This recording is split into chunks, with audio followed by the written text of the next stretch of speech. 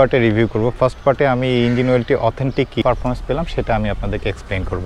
একটা জাপানের স্ট্যান্ডার্ড, তার মধ্যে MA2 হচ্ছিল তাদের best standard. API SN SM SL API হচ্ছিল আমেরিকান স্ট্যান্ডার্ড ইঞ্জিন অয়েলের ক্ষেত্রে। মেন অথেন্টিক কিনা এখানে কিন্তু দুটো স্ক্যানিংয়ের অপশন আছে, এখানে একটা স্ক্যানিংয়ের অপশন আছে, আর আপনার যদি দেখেন এখানে একটা স্ক্যানিংয়ের অপশন আছে। সিল ক্যাপের মধ্যে কিন্তু দেখবেন যে ভিতর দিকে প্লাস্টিকটা বন্ড করা। আমি চেষ্টা করব 2000 কিলো পর্যন্ত চালানোর ফলে আমার বাইকের কি পারফরমেন্সে চেঞ্জ আসে, পারফরমেন্স বাড়ছে কিনা, আবার এই বাইকের মাইলেজটা কিছুটা বাড়ছে কিনা, আমি সব কিছু আপনাদেরকে ডিটেলসে জানাবো।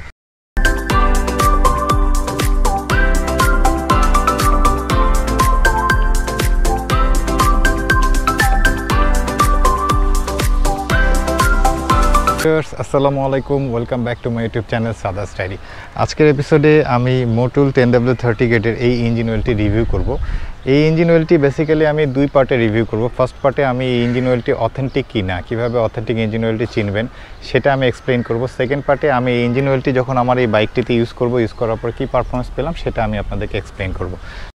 বাংলাদেশের সব ইঞ্জিন অয়েল যখন আপনারা আফটার মার্কেট পারচেস করেন তখন একটা ভয় থাকে যে ইঞ্জিন অয়েলটা অথেন্টিক কিনা, বিশেষ করে মতুলের ক্ষেত্রে। কারণ মতুল যেহেতু বাংলাদেশের সবচেয়ে বেশি বিক্রিত আফটার মার্কেট ইঞ্জিন অয়েল, সেহেতু এই ইঞ্জিন অয়েলটির ক্ষেত্রে আপনার রিস্ক থেকেই যায় যে এটাকে অথেন্টিক কিনা সেটা জানা। তো ভিউয়ার্স, প্রথমে আমি আপনাদেরকে এক্সপ্লেন করি যে এই মতুল ইঞ্জিন অয়েলটির যে আমার যে কাভারটা আছে, কাভারটার মধ্যে তারা কি কি জিনিস আছে সেটা এক্সপ্লেন করার চেষ্টা করেছে। তো যদি আপনারা এখানে দেখেন, এটা লেখা আছে জাসো MA2 স্ট্যান্ডার্ড বহন করে। MA2 বেসিক্যালি হচ্ছিল একটা জাপানিজ স্ট্যান্ডার্ড, এখানে একটু ভালো মতো এক্সপ্লেন করা আছে। আপনারা যদি দেখেন এখানে লেখা আছে জাসোর কথা লেখা আছে, জাসো 903 2016 তারা হচ্ছিল জাসোর মেম্বার হয়েছে। জাসো একটা জাপানিজ স্ট্যান্ডার্ড, তার মধ্যে MA2 হচ্ছিল তাদের বেস্ট স্ট্যান্ডার্ড। সো এটা হচ্ছিল জাসোর মধ্যে সবচেয়ে বেস্ট স্ট্যান্ডার্ড ক্যারি করে। তারপর লেখা আছে API SN SM SL API হচ্ছিল আমেরিকান স্ট্যান্ডার্ড ইঞ্জিন অয়েলের ক্ষেত্রে। এই স্ট্যান্ডার্ডটা হচ্ছিল আপনার ইঞ্জিন অয়েলের বেটার পারফরমেন্সকে এনশিওর করে। APN এর মধ্যে SN SM SL তিনটে স্ট্যান্ডার্ডই ক্যারি করে, তার মানে এটা APN এবং জাসো দুইটা স্ট্যান্ডার্ডই ক্যারি করে এবং এটা best engine oil, best certified engine oil বলা যেতে পারে।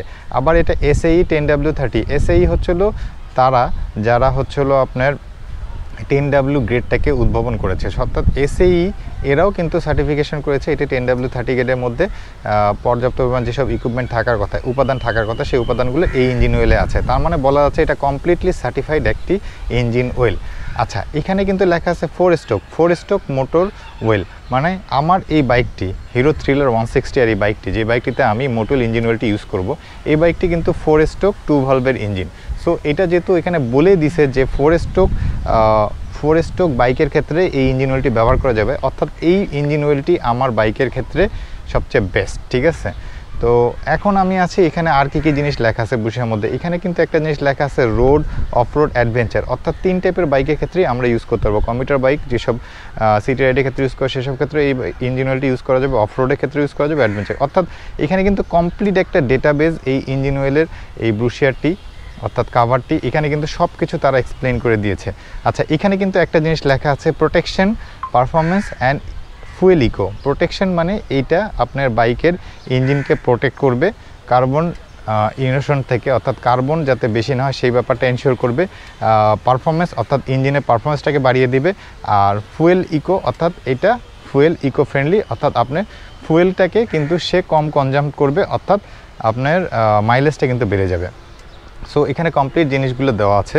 আর এই ইঞ্জিন অয়েলটি এবার বলবো কীভাবে চিনবেন অথেন্টিক কিনা। এখানে কিন্তু দুটো স্ক্যানিংয়ের অপশন আছে, এখানে একটা স্ক্যানিংয়ের অপশন আছে, আর আপনার যদি দেখেন এখানে একটা স্ক্যানিংয়ের অপশন আছে। তো এই দুটো স্ক্যান করলে কিন্তু বোঝা যাবে যে এই মোটুল ইঞ্জিন অয়েলটি অ্যাকচুয়ালি কি। আমি স্ক্যান করে আপনাদেরকে দেখাচ্ছি। এরপর আরেকটি উপায় কিন্তু বোঝা যাবে, আপনি যদি সিল ক্যাপটা খেয়াল করে দেখেন, আমি ছবি দিচ্ছি, এই সিল ক্যাপের মধ্যে কিন্তু দেখবেন যে ভিতর দিকে প্লাস্টিকটা বন্ড করা, অর্থাৎ এইটা কিন্তু প্রপারলি লক করা। এই সিল ক্যাপের যদি কোনো রকমের প্রবলেম থাকে তাহলে অবশ্যই সেই ইঞ্জিন অয়েলটা আপনার পারচেস করবেন না, কারণ এই সিলিংটা একটা মেইন ইস্যু এই ইঞ্জিন অয়েলের ক্ষেত্রে। আরেকটা জিনিস আপনার খেয়াল করবেন, সেটা হচ্ছে ইঞ্জিন অয়েলের নিচে এখানে কিন্তু একটা জিনিস দেওয়া আছে তীর চিহ্ন করে, আপনি ছবিটা দেখলে বুঝতে পারবেন।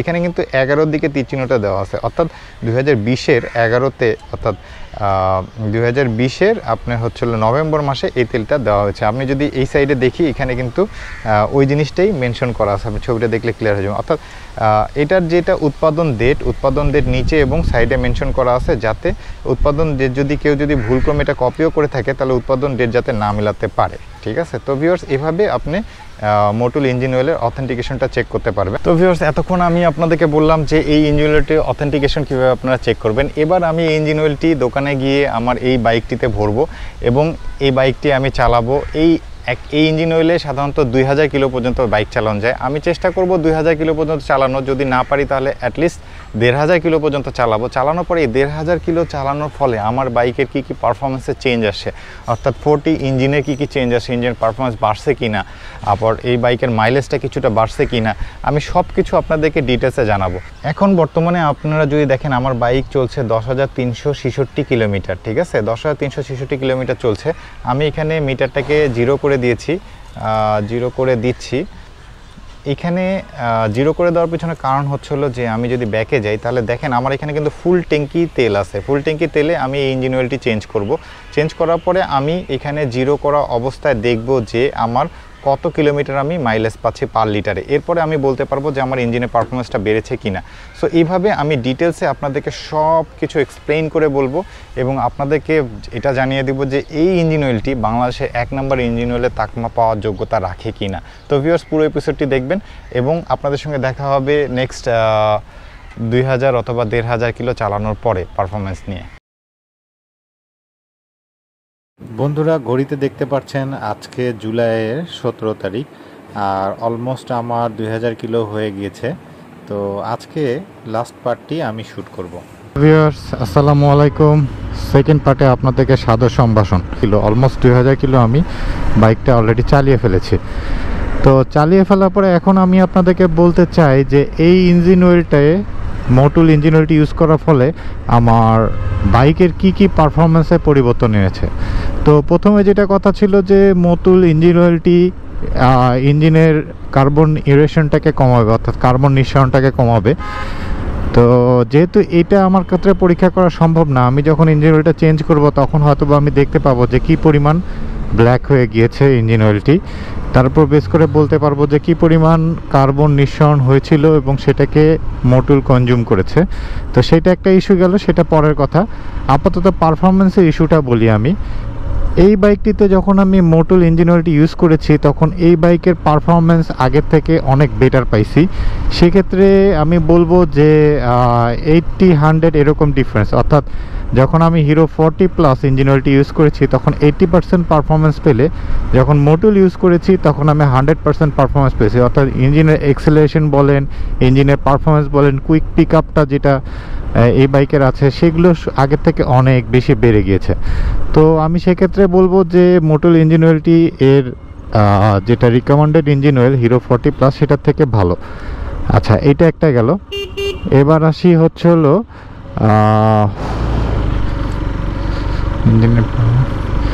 এবার আসি মাইলেজের ইস্যুতে। তো ভিউয়ার্স আপনারা যদি এখানে দেখেন আমার এখানে দেখাচ্ছে 358.3 কিলো।